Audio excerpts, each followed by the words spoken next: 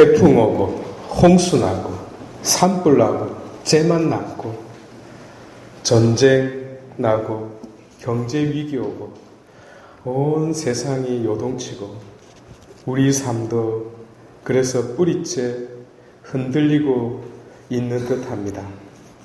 안 그래도 나약하기 짝이 없는 우리 삶인데 알고 있는 위험과 알 수 없는 불안이 두려움이라는 파도가 되어 우리의 삶을 덮치고 있습니다.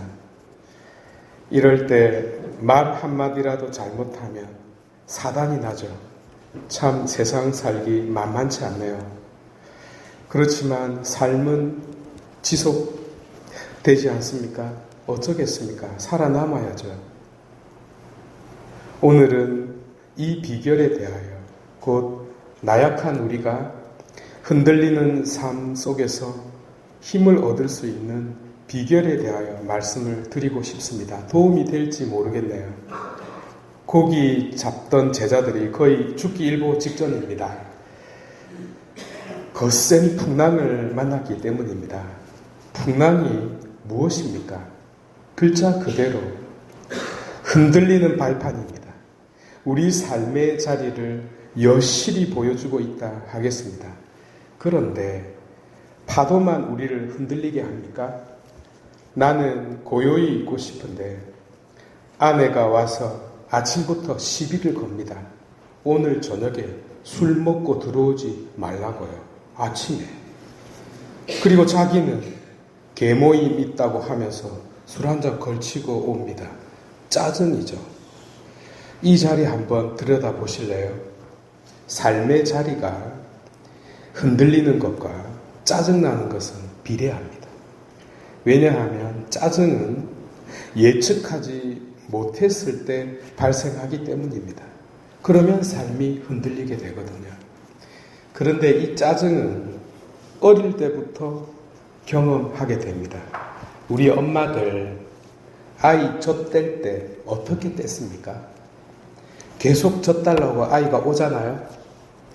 젖꼭지에 고춧가루를 살짝 뿌리면 됩니다. 그러면 아이가 젖 한번 빨고서는 세상에 믿을 놈 한 명도 없다는 것을 짜증나게 체험하면서 어미와 거리가 생기게 되는 거죠. 그러면 아이는 아빠한테 아장아장 걸어갑니다. 아빠는 언제나 자기를 꼭 껴안아주고 주니까요. 자기 편이니까요. 아이가 울면서 TV 보고 있는 아빠에게 기어가서 이제 배에 올라타려고 다리를 잡자마자 뿌 하고 방구를 낍니다.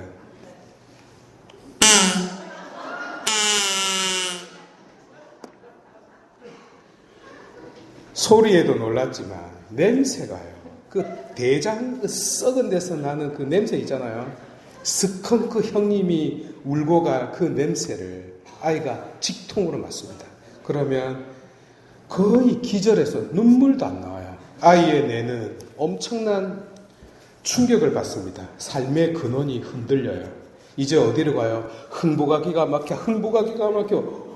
이제 누구에게 의지해야 합니까? 결국 엄마, 아빠와 같이 살아야 됩니다.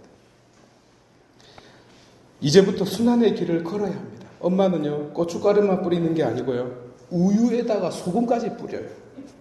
그러나 칼 융은 이 과정이 곧 어느 정도의 어둠과 고통이 필요하다고 말합니다. 젖을 떼야 기름이 잘잘 흐르는 삼겹살을 먹을 수 있으니까요. 그렇습니다, 여러분. 흔들리지 않고 피지 않는 꽃이 없듯이 아이러니하게도 우리 삶은 흔들리면서 다져집니다. 시몬이라는 이름이 잠시도 가만히 있지 못하고 짹짹거리는 참새같이 정서불안이라는 뜻이지 않습니까? 그랬던 그가 흔들리지 않는 바위가 되었다는 것은 의미하는 바가 크다 하겠습니다. 오늘 말씀들이 바로 우리 자신들의 나약함에 대하여 동시에 흔들리는 삶에 대하여 이야기해주고 있습니다. 어떻게 우리를 강하게 만들까요? 쫄깃한 못에 똥침을 맞은 아베마처럼 엘리야는 이리저리 상처를 받고 자기 안으로 숨어듭니다. 40년 동안 시나이 산 골짜기에서 파묻혔던 모세처럼 말입니다. 이제 그는 자기 안에서 나오려고 하지 않습니다. 더 이상 흔들리고 싶지 않았어요. 너무 많이 흔들렸어요. 그런 그를 주님께서 밖으로 불러냅니다. 마치 어두컴컴한 고래 뱃속에 있던 요나를 끌어올리듯이 말입니다. 엘리야, 밖에 좀 나와봐. 내가 피자 사왔다. 피자 먹고 얼굴 좀 피자.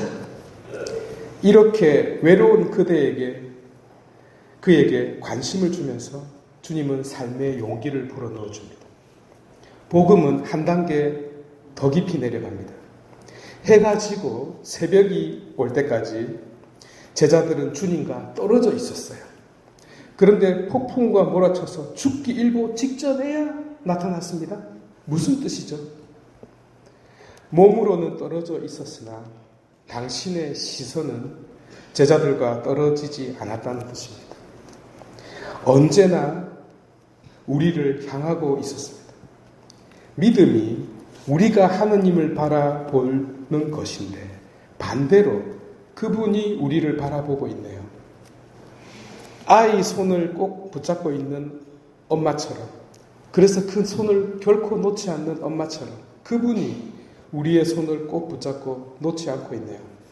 세파 한가운데서 풍랑과 맞선다고 수고하는 지세포 성도 여러분, 우리에게서 눈을 떼지 않는 그분의 이 시선에 힘입어 삶의 두려움을 이겨냈으면 좋겠습니다.